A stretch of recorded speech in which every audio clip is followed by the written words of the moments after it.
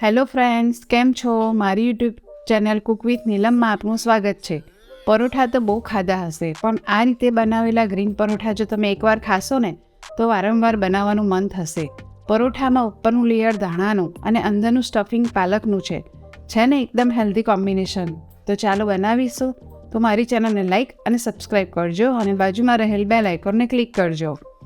પાલકના પરોઠા બનાવવા મેં અહીં આ રીતે મોટી પાલક સમારીને લીધી છે. તેને ધોઈને સાફ કરી લેવાની. મેં અહીં લગભગ 500 ગ્રામ જેટલી પાલક લીધી છે. એક કુકરમાં મીડિયમ સાઇઝના 5 બટાકા લેવાના છે. તેના ઉપર પાલક એડ કરી લેવાની. જો તમારે પાલક અલગથી બાફવી હોય તો પણ ચાલે. મોટું કુકર છે એટલે પાલક બટાકા એક જ વિસલમાં બફાઈ જાય છે. તો અડધો ગ્લાસ પાણી એડ કરીને આપણે બાફી લઈશું. અહીં મેં 100 ગ્રામ જેટલા ધાણા લીધા છે. તેની નીચેની ડાળી જાડી હોય તે કાઢી લેવાની અને પછી થોડુંક પાણી એડ કરીને ધાણાને એકદમ બારી પીસી લેવાના છે. અહીં મેં લોટ બાંધવા માટે 2 કપ લોટ લીધો છે. તેમાં સ્વાદ પ્રમાણે મીઠું એડ કરી લેવાનું. 2 ચમચી જેટલું તેલ એડ કરી લેવાનું. બધું મિક્સ કરીને પછી તેમાં આપણે જે ધાણા પીસીને રાખ્યા હતા તે એડ કરી લઈશું. એટલે ધાણા પીસતા વખતે ઓછું પાણી એડ કરવાનું, જેથી બધું જ પાણી લોટમાં આવી જાય. જો તમારે આ પાણી ગાળીને વાપરવું હોય તો પણ ચાલે. અહીં ધાણા પીસાય એટલું જ પાણી એડ કરવાનું. હવે તેને સહેજ તેલ રેડીને લોટને બરાબર કરી લઈશું.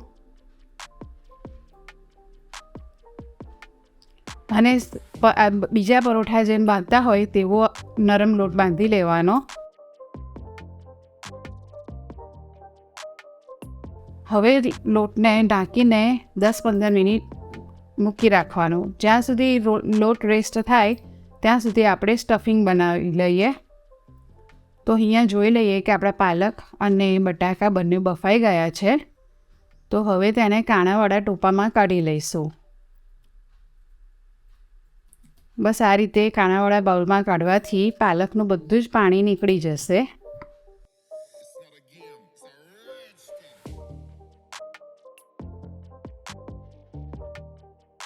હવે પાલક ઠંડી થઈ ગઈ છે તો એને પીસી લઈશું.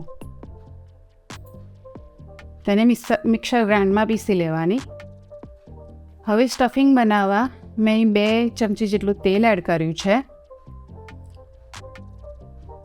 તેલ ગરમ થાય એટલે તેમાં રાઈ એડ કરી લેવાની. રાઈ તતડે એટલે એકદમ થોડીક હિંગ એડ કરવાની.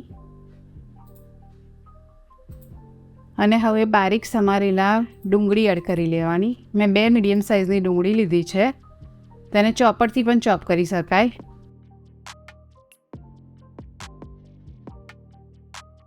હવે તેમાં ડુંગળીના ભાગનું મીઠું એડ કરી લઈશું, જેથી ડુંગળી જલ્દી ચડી જાય. હવે મેં અહીંયા 3 ચમચી જેટલા આદુ મરચાં લસણની પેસ્ટ લીધી છે તે એડ કરી લઈશું. તેમાં મેં મોટા 3-4 મરચાં લીધા છે, મીડિયમ સાઇઝના તીખા. હવે આપણી જે પાલકની પ્યુરી બનાવી હતી તે એડ કરી લઈશું.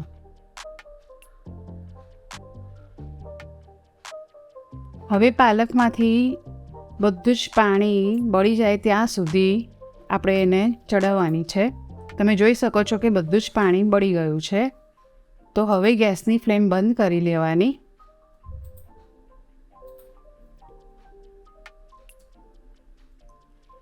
હવે તેમાં આપણે ગ્રેટ કરેલા બટાકા એડ કરી લઈશું. તમે બટાકા મેશ પણ કરી શકો છો, પણ મેં આ રીતના ગ્રેટ કરી લીધા છે. હવે તેમાં 1 ચમચી ગરમ મસાલો એડ કરી લેવાનો.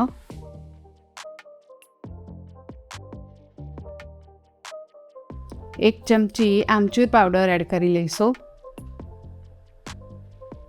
1 ચમચી લાલ મરચું પાવડર એડ કરી લેવાનું. એ તમે તમારા ટેસ્ટ પ્રમાણે લાલ મરચું એડ કરી શકો છો. 1 ચમચી ધાણા જીરું પાવડર અને સ્વાદ પ્રમાણે મીઠું એડ કરી લઈશું. જો તમારે ખાંડ એડ કરવી હોય તો પણ કરી શકાય. અને બધું સરસ મિક્સ કરી લેવાનું. હવે છેલ્લે તેમાં ધાણા એડ કરી લેવાના. બધું પાછું ફરી મિક્સ કરી લઈશું.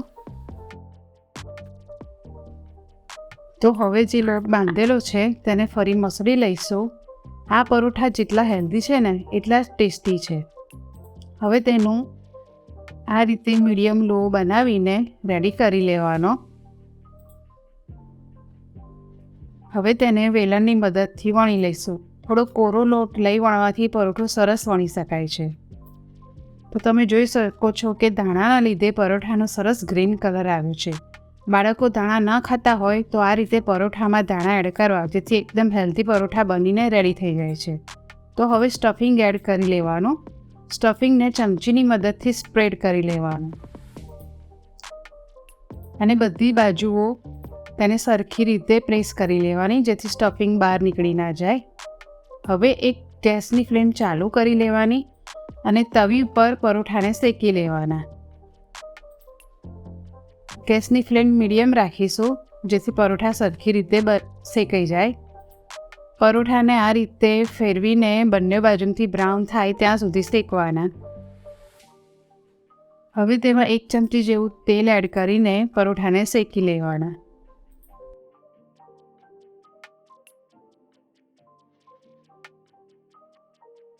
બસ આ રીતે એને ફેરવતા જવાનું, શેકતા જવાનું.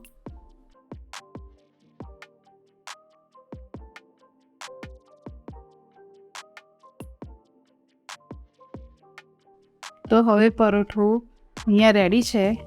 તેને આપણે એક પ્લેટમાં કાઢી લઈશું. હવે આ રીતે 2 પરોઠા એક સાથે શેકવાથી પરોઠા ઝડપથી શેકાઈ જાય છે. તો આ રીતે પણ પરોઠાને શેકી શકાય છે. બસ તો રેડી છે આપણા અહીંયા એકદમ હેલ્ધી અને ટેસ્ટી પરોઠા, જેને ટોમેટો કેચઅપ જોડે સર્વ કરીશું. જો તમને મારો વિડીયો પસંદ આવ્યો હોય તો લાઈક કરજો, શેર કરજો અને આવી જ નવી રેસિપી માટે મારી ચેનલને સબસ્ક્રાઈબ કરજો.